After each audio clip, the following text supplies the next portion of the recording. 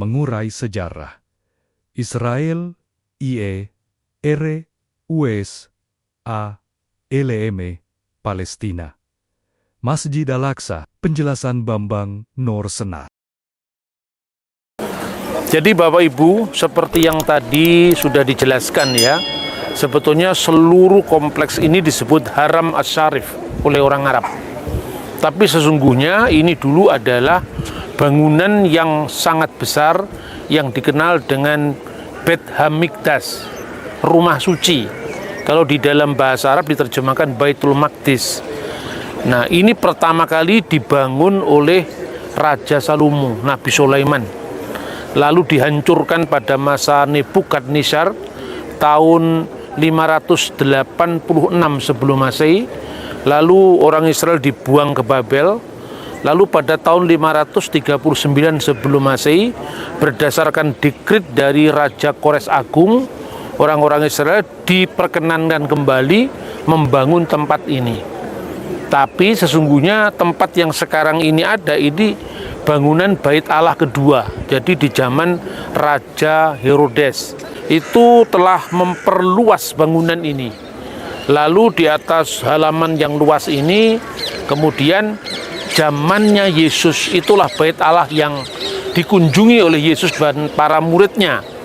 Nah, kemudian pada tahun 70 Masehi dihancurkan kembali oleh Jenderal Titus. Yang kemarin saya sampaikan waktu di Padang Gembala ada peringatan yang namanya Tis'a B'Av. Tis'a B'Av itu tanggal 9 bulan Ab itu runtuhnya Bait Allah ini menurut catatan dari Megillot Ta'anit. Dari situ saling kait-mengait bagaimana kita nanti menghitung kalender Natal seperti tadi malam saya sampaikan. Kemudian ketika ini dihancurkan seperti yang dinubuatkan Yesus, tak satu batu pun terletak di atas batu yang lain, semua akan diratakan. Itu terjadi tanggal 5 Agustus tahun 70 Masehi, atau dalam kalender Ibrani adalah tanggal 9 bulan Ab. Lalu Yerusalem ini dalam sejarahnya jatuh ke tangan bangsa-bangsa Persia, kemudian terakhir Arab.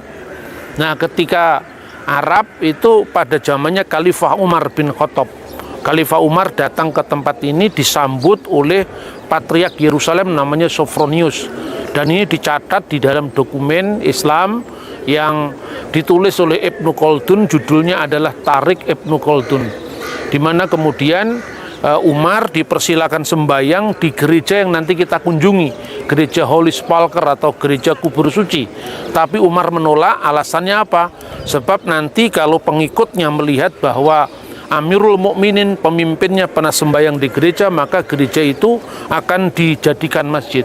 Jadi itu bukti juga toleransi Umar bin Khattab. Kemudian pada masa selanjutnya dibangunlah Bah Sokroh, yaitu Kubatu Sokroh atau kubah emas ini, kubah karang.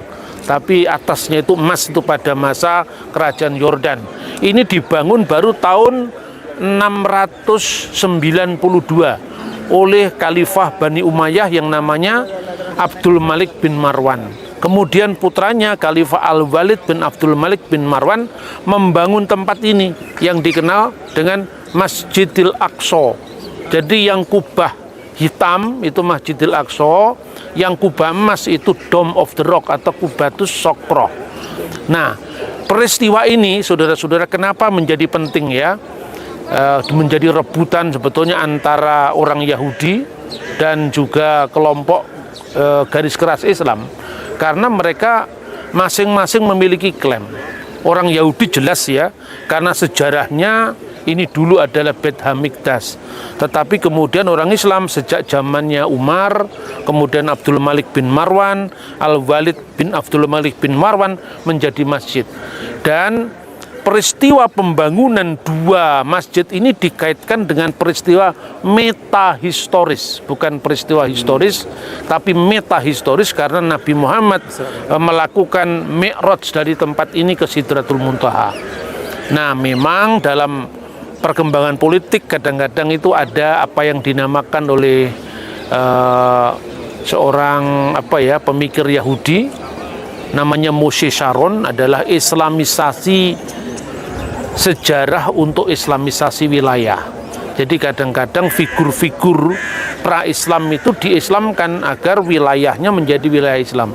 Tentu pendekatan ini tidak diterima oleh orang Yahudi. Begitu juga klaim bahwa tempat ini sepihak miliknya golongan tertentu itu akan terus mengemuka apabila tidak dilakukan dialog yang baik antara Yahudi, antara Islam, juga agama-agama lain.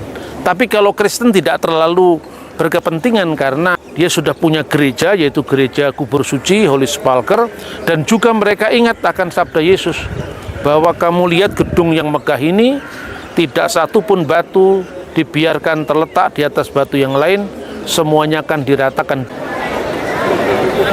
Jadi apa yang kita lihat sekarang ini adalah terkenalnya dalam bahasa Indonesia itu tembok ratapan. Penamaan tembok ratapan itu sebetulnya tidak berasal dari orang Yahudi, tetapi berasal dari orang bukan Yahudi, misalnya orang Arab, baik itu Islam maupun Kristen, yang mereka melihat orang Yahudi meratapi di tembok itu, makanya disebut Haitun al-Mubaka.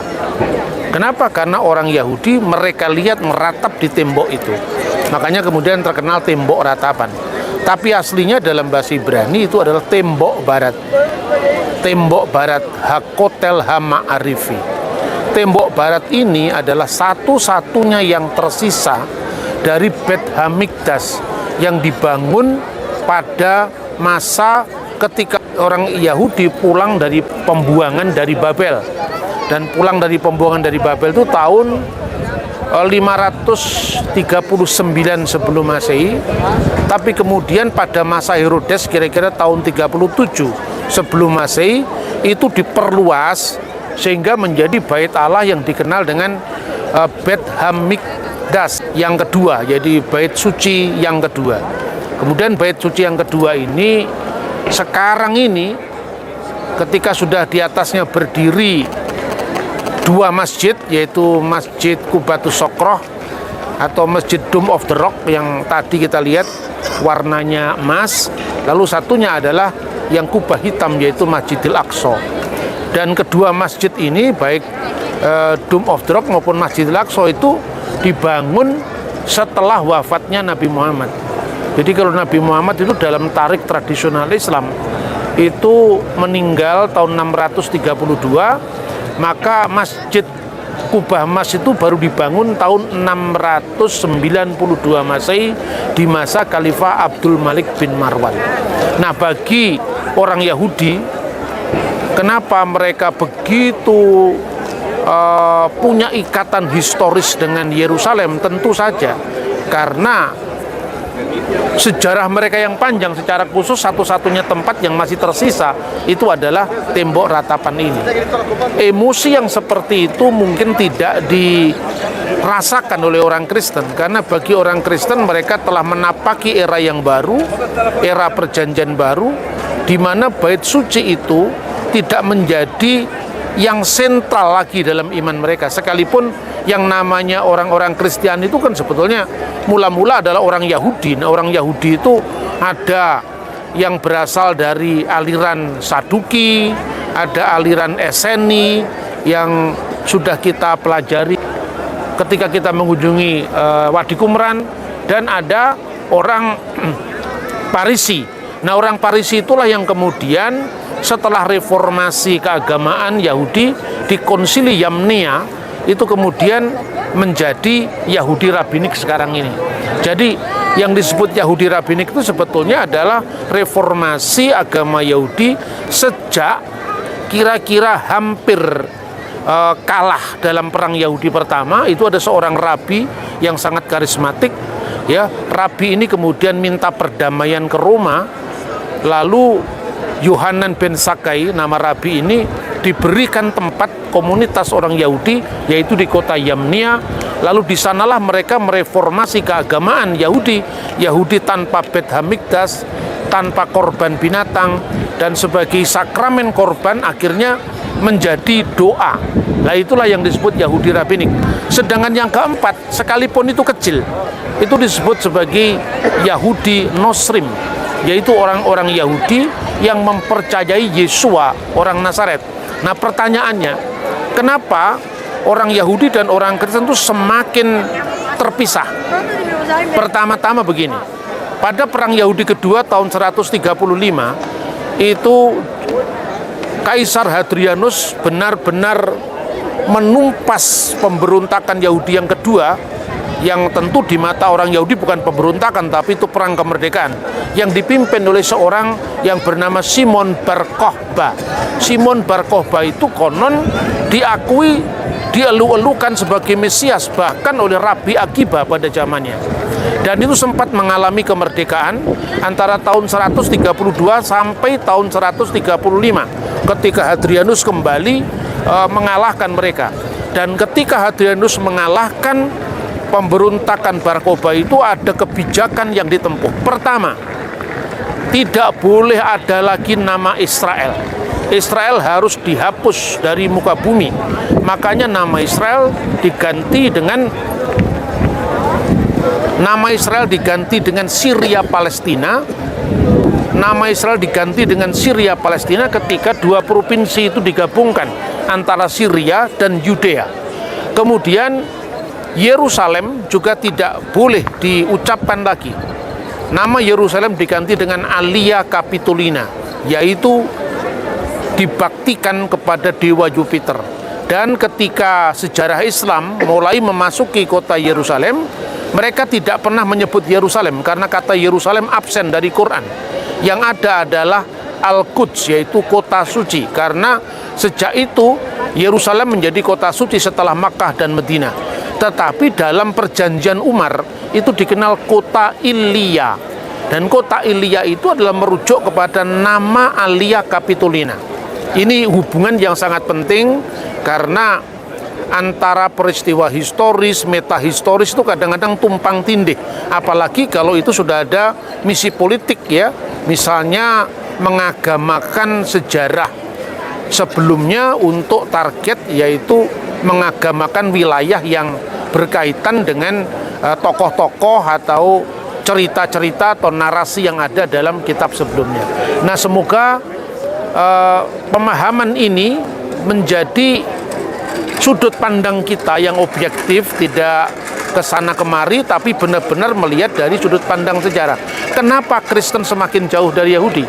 Karena orang Yahudi itu sangat dikhawatirkan akan memunculkan kembali nasionalisme patriotisme. Karena itu setiap kali Paskah mereka selalu mengucapkan nama Yerusalem. Mereka mengucapkan Lisana Haba'ah Yerusalem ketika mereka ada di Irak, mereka ada di Eropa, mereka ada di Eropa Timur. Yerusalem itu seperti magnet yang membawa mereka ke tanah suci. Tapi tahun depan tiba, mereka masih ada di Irak, mereka masih ada di Eropa. Tahun depannya lagi mereka mengucapkan Lisana Haba'ah Yerusalem terus sampai 2000 tahun. 1948 baru muncul negara Israel modern. Dan ketika setelah pemberontakan Bar Kokhba itu dipadamkan, orang-orang Yahudi baik itu yang percaya Yesua maupun yang tidak percaya Yesua tidak boleh lagi tinggal di kota suci Yerusalem. Tetapi orang-orang Kristen bukan Yahudi boleh tinggal di kota suci Yerusalem. Makanya yang disebut gereja Yerusalem atau Patriark Yerusalem itu nanti akhirnya menjadi Patriark Yunani yang ada di Yerusalem. Itulah sebabnya maka hubungan antara Yahudi dan Kristen itu semakin terpisah dan memerlukan lebih lagi keseriusan baik dialog teologis, dialog sejarah, dialog peradaban yang bisa menyatukan kembali putra-putra Abraham ini. Nanti akhirnya akan kembali ke kemah Abraham yang satu, karena Bapa kita adalah satu, termasuk dengan saudara-saudara kita orang-orang Arab. Nah, kiranya refleksi dari tembok ratapan ini semakin mencerahkan kita untuk kita menentukan posisi yang tepat dalam hubungan lintas agama, secara khusus di tanah air kita tercinta Indonesia. Tuhan memberkati.